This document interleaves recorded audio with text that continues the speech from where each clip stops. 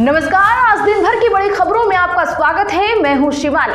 आज की खबर में बात होगी महाराष्ट्र में इंडिया सीट के फाइनल होते ही बौखलाई बीजेपी, धड़ाधड़ उतारे 155 सीटों पर उम्मीदवार। वहीं गोदी मीडिया के नफरती एंकरों पर कोर्ट के सख्त एक्शन की, साथ ही प्रियंका गांधी को इंडिया से मिली बड़ी जिम्मेदारी की। वहीं जानेंगे उत्तर प्रदेश के मंत्रिमंडल विस्तार में किन्हें मिली जगह और कौन हुए नाराज। साथ ही न्याय यात्रा के एमपी में घुसते ही राहुल के सबसे बड़े तैयारी की। वहीं चुनाव से ठीक पहले सैकड़ों करोड़ के बड़े खुलासे की। और खबर के अंत में बात होगी शंकराचार्य ने ऐसी क्या मांग कर डाली कि जिससे पीएम मोदी ने भी पकड़ा माथा। इसी के साथ आज दिन भर की सभी प्रमुख और बड़ी खबरों को जानेंगे विस्तार से। उससे पहले एक नजर सुर्खियों पर। महाराष्ट्र में इंडिया की सीट शेयरिंग फाइनल 48 लोकसभा सीटों में से उद्धव 20, कांग्रेस 18 और शरद पवार 10 पर उतारेंगे प्रत्याशी। बीजेपी के 155 कैंडिडेट्स की लिस्ट आ जा सकती है। पीएम मोदी वाराणसी, गांधीनगर से शाह, ग्वालियर से सिंधिया, भोपाल से शिवराज को उतारने की है तैयारी। नफरती शो के लिए 3 टीवी चैनलों पर कार्रवाई। एंकर रमेश, अमन, सुधीर चौधरी के शो शामिल। कोरबा से सरोज, दुर्ग से विजय बघेल का नाम लगभग तय। बीजेपी केंद्रीय चुनाव समिति की बैठक में लगी मुहर, जल्द हो सकता है उम्मीदवारों का ऐलान। सोनिया की विरासत संभालेंगी प्रियंका, रायबरेली सीट पर पोस्टर बता रहे कांग्रेस की तैयारी। झारखंड में पीएम मोदी ने पूर्व सीएम के लिए जलन में कही ऐसी बात, कहा नारा इतना जोर से लगाओ कि आवाज जेल तक जाए। उत्तर प्रदेश में राजभर दारा बनेंगे मंत्री, रालोद को भी कैबिनेट में मिलेगी जगह। सीएम योगी ने राज्यपाल से की मुलाकात। कल मध्य प्रदेश में प्रवेश करेगी राहुल गांधी की यात्रा। 5 दिन में पूर्व सैनिकों, आदिवासी, महिला, किसान, युवाओं से करेंगे संवाद। जानिए पूरा minute to minute schedule. Asansol में 2 बिहारी होंगे आमने सामने। शॉटगन के खिलाफ भोजपुरी हीरो पवन सिंह को उतारने की तैयारी में है बीजेपी। प्रशांत किशोर की लोकसभा चुनाव में हो सकती है एंट्री। वाल्मीकि नगर से लड़ने की है संभावना। 5 से 6 सीटों पर प्रत्याशी भी उतार सकते हैं।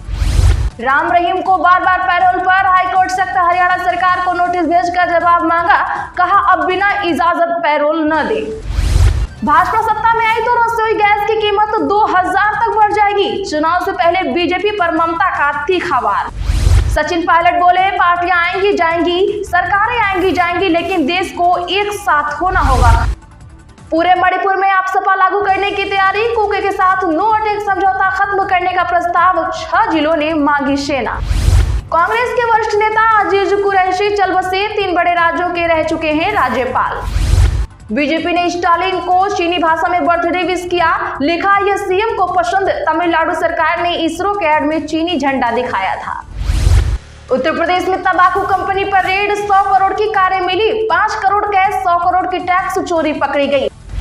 हिमाचल कांग्रेस में नया सियासी खेल। मंत्री विक्रमादित्य अचानक चंडीगढ़ पहुंचे, बागी विधायकों से मिले, दिल्ली होंगे रवाना।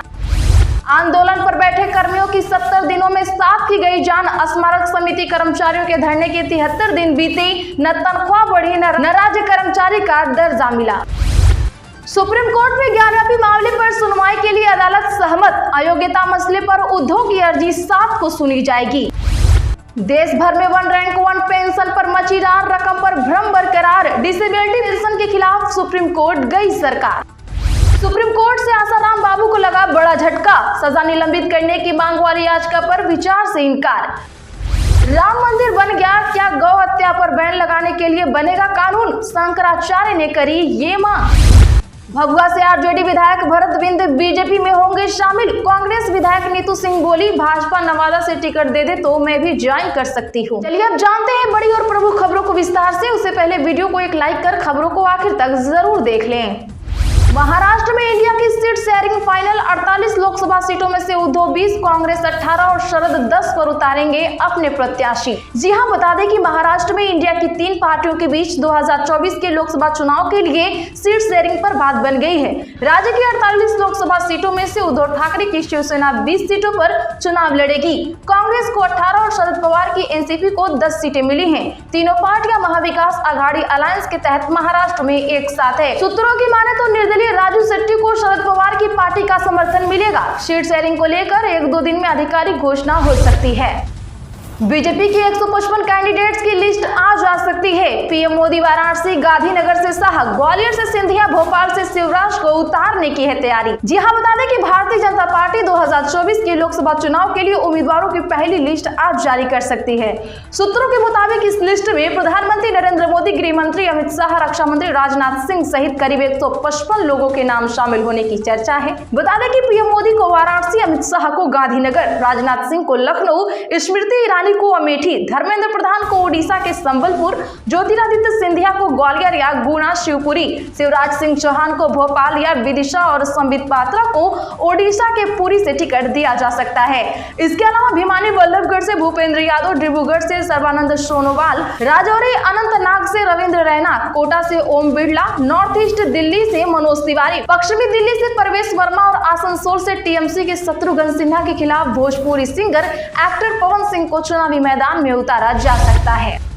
नफरती शो के लिए 3 टीवी चैनलों पर हुई कार्रवाई, एंकर अमीश अमन, सुधीर चौधरी के शो शामिल। बता दें कि news broadcasting and digital standard authority ने 3 टीवी चैनलों पर दिखाए गए नफरती शो पर कार्रवाई करते हुए उन पर जुर्माना और वीडियो हटाने का निर्देश जारी किया है। इसमें एंकर अमीश अमन और सुधीर चौधरी के शो शामिल हैं। श्रद्धा वालकर केस और रामनवमी घटना पर दिखाए गए शो के लिए टाइम्स नाउ भारत पर 1 लाख और न्यूज 18 इंडिया पर 50,000 जुर्माना लगाया गया है। वहीं आज तक चैनल को चेतावनी दी गई है। तीनों चैनलों को 7 दिन में ऑनलाइन प्लेटफॉर्म से विवादित वीडियो हटाने को कहा है।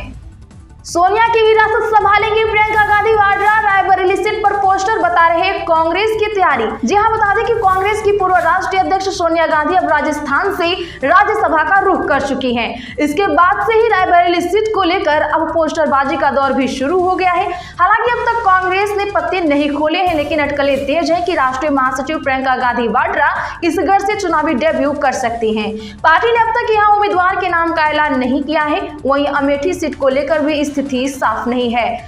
उत्तर प्रदेश में मंत्रिमंडल का विस्तार, रविवार को 2 कैबिनेट 3 राज्य मंत्रियों को मिलेगी जगह। लोकसभा चुनाव से पहले सहयोगी दलों को तरजीह है। जी हां, बता दें कि योगी कैबिनेट का विस्तार रविवार सुबह 11 बजे होगा। ओम प्रकाश राजभर, भाजपा नेता दारा सिंह चौहान और रालोद के विधायकों को मंत्रिमंडल में जगह दी जाएगी। इसको लेकर सीएम योगी आदित्यनाथ आज राजभवन पहुंचे। यहाँ राज्यपाल से 20 मिनट तक मंत्रिमंडल विस्तार पर चर्चा हुई।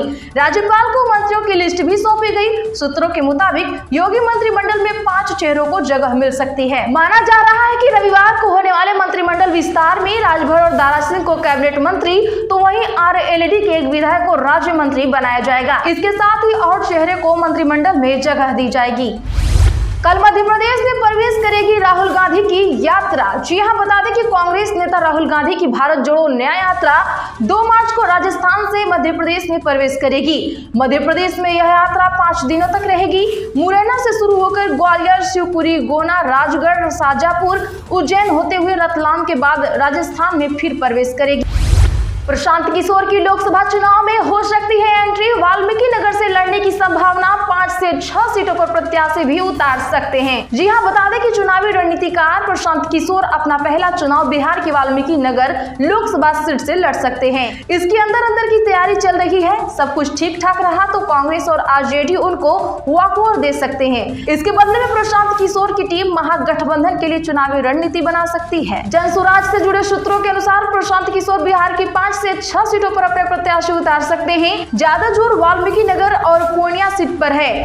भाजपा सत्ता में आई तो रसोई गैस की कीमत 2000 तक बढ़ जाएगी। चुनाव से पहले बीजेपी पर ममता का तीखा वार। बता दें कि पश्चिम बंगाल की मुख्यमंत्री ममता बनर्जी ने आज झारग्राम में एक जनसभा को संबोधित किया। उन्होंने इस दौरान दावा किया कि अगर भाजपा फिर से सत्ता में आई तो रसोई गैस सिलेंडर की कीमत 2000 तक बढ़ सकती है। ममता ने बताया कि भाजपा आम लोगों को आग के लिए लकड़ियां इकट्ठा करने के लिए मजबूर कर रही है। सभा को संबोधित करते हुए ममता बनर्जी ने कहा, अगर भाजपा चुनाव जीतती है तो वह रसोई गैस सिलेंडर की कीमत 1500 से लेकर 2000 रुपए तक बढ़ा सकती है।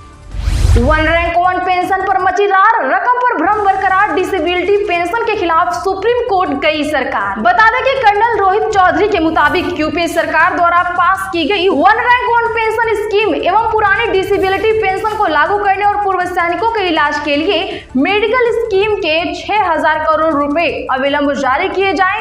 कांग्रेस की एक ही मांग one rank one pension scheme है, जिसे यूपीए सरकार ने दोनों शब्दों में पास किया था। राम मंदिर बन गया क्या? गौकसी करने पर बैन लगाने के लिए बनेगा कानून। शंकराचार्य महाराणा ने की ये मांग। दरअसल बता दें कि गौकशी मामला भारत में हमेशा के लिए विवादित से रहा है। हिंदू समुदाय के धार्मिक संत महात्मा हमेशा से गौकशी पर प्रतिबंध लगाने का कानून लाने की मांग करते रहे हैं, लेकिन राजनीतिक कारणों से यह मांग हमेशा पीछे छूट जाती रही है। अब इसी बीच लोकसभा चुनाव से ठीक पहले शंकराचार्य अभिमुक्तेश्वरानंद ने यह मांग की है कि गौकशी पर प्रतिबंध लगाने का कानून तत्काल पारित किया जाए। उन्होंने जनता से भी अपील की है कि वह केवल उन्हीं राजनीतिक दलों के उम्मीदवारों को वोट करें जो गौकशी पर प्रतिबंध लगाने का कानून बनाने का समर्थन करते हैं। तो इसी के साथ आज की बड़ी खबरों में फिलहाल इतना ही। रोज की ऐसी की ताजा और बड़ी खबरों के लिए चैनल अभी सब्सक्राइब करें, बगल में घंटी के निशान को भी जरूर दबा लें।